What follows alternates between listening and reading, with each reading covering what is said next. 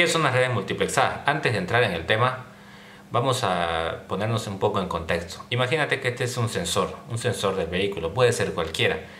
En el vehículo tenemos diferentes tipos de sistemas, como el sistema de frenado electrónico, el ABS, el sistema de dirección electrónicamente asistida, tal vez la transmisión automática, un montón de sistemas que estos requieren información, requieren estar conectados unos con el otro.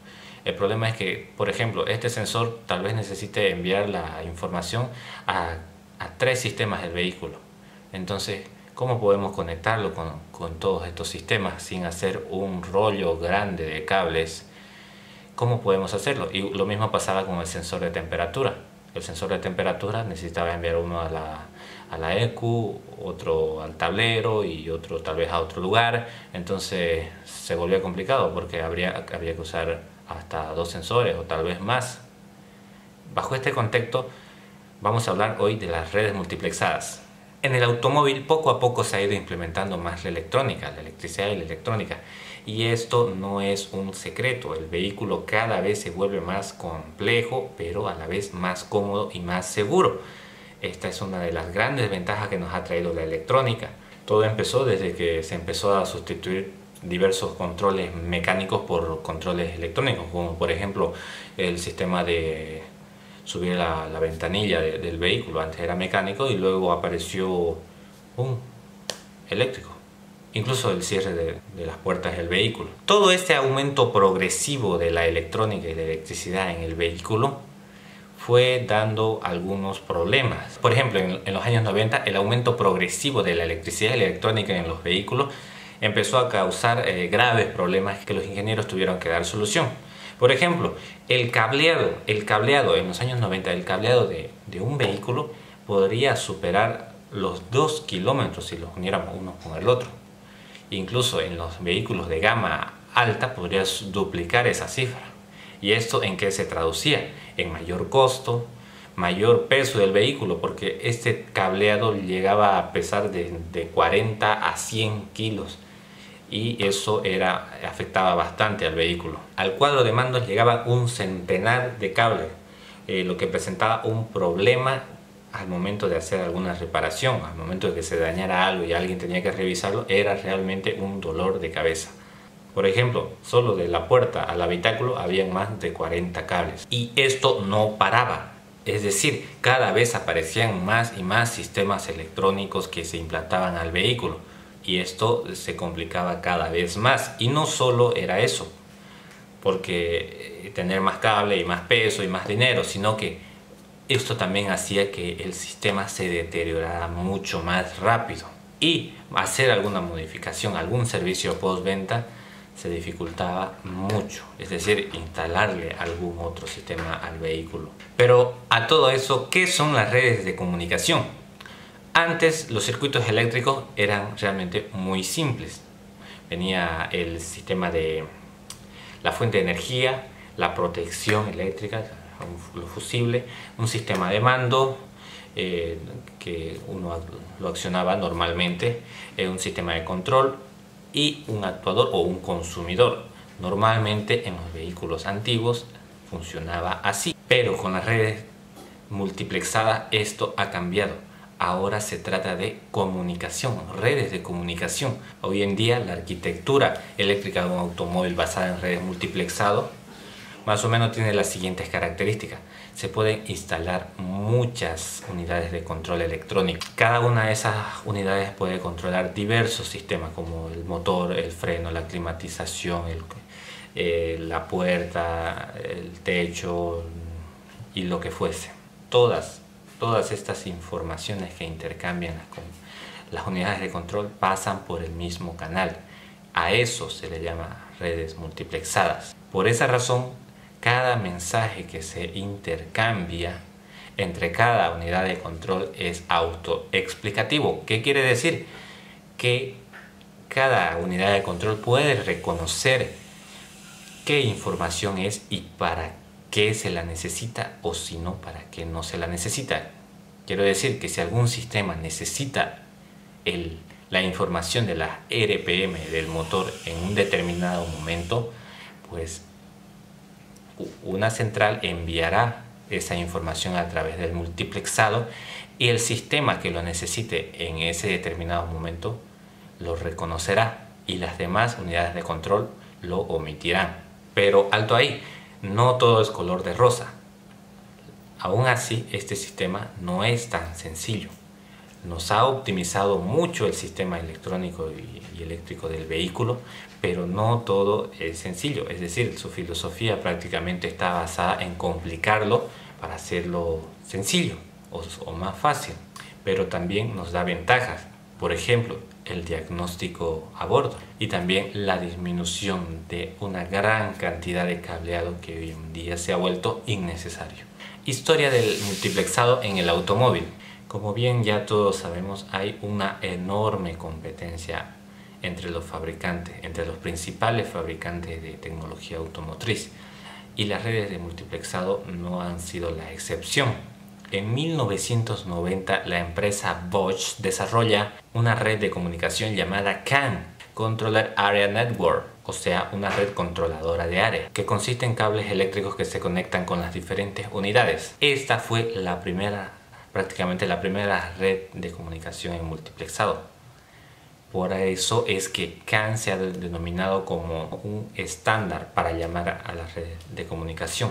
A partir de ahí, muchas otras empresas como Citroën, Peugeot, Renault empezaron a desarrollar diferentes alternativas, como por ejemplo la BAN, Vehicle Area Network, que básicamente era lo mismo, que eran dos cables eléctricos que conducían información.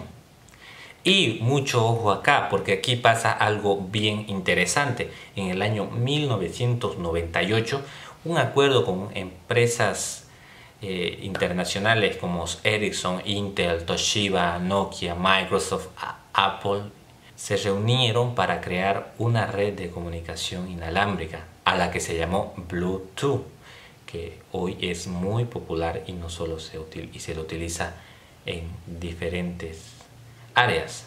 Una red inalámbrica que transmite información a través de las ondas electromagnéticas. Y así, de este modo, se llevó una revolución en las redes de comunicación. Clasificación de las redes de comunicación. Es difícil clasificar debido a su complejidad, pero podemos encontrarnos con diversas maneras en cómo estas están configuradas. Por ejemplo, tenemos la configuración en línea, es decir, cada centralita está conectada con otra, una detrás de la otra. En anillo, en estrella, en árbol y así. También se clasifican por el modo de transmisión, que puede ser en paralelo o en serie. Y la clasificación según el medio de transmisión. ¿Qué quiere decir esto? ¿Por qué y en qué se transmite la información? En este caso tenemos la transmisión de datos, que puede ser en serie o en paralelo. Normalmente en serie podemos encontrar la transmisión eléctrica, que se da a través de cables conductores. La transmisión óptica a través de la fibra óptica y la transmisión por radiofrecuencia. Dentro de la transmisión eléctrica tenemos a través de un cable coaxial, a cables UTP o dos cables STP. La transmisión por un solo cable. Este tipo de transmisión se puede dar a través de un solo cable que ni siquiera puede llevar recubrimiento. Un cable de 0.35 milímetros cuadrados. Este tipo de conexiones la podemos encontrar, por ejemplo, en algunas unidades que llevan en las puertas, en la climatización, etc.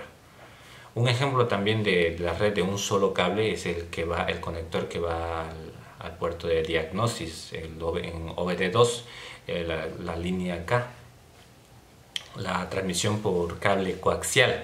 Un cable coaxial consiste en un cable eléctrico a través del cual se realiza la transmisión de datos. Este cable está rodeado por un dieléctrico, un aislante, y este a su vez se envuelve con una malla conductora que se conectará a 31, la masa del vehículo.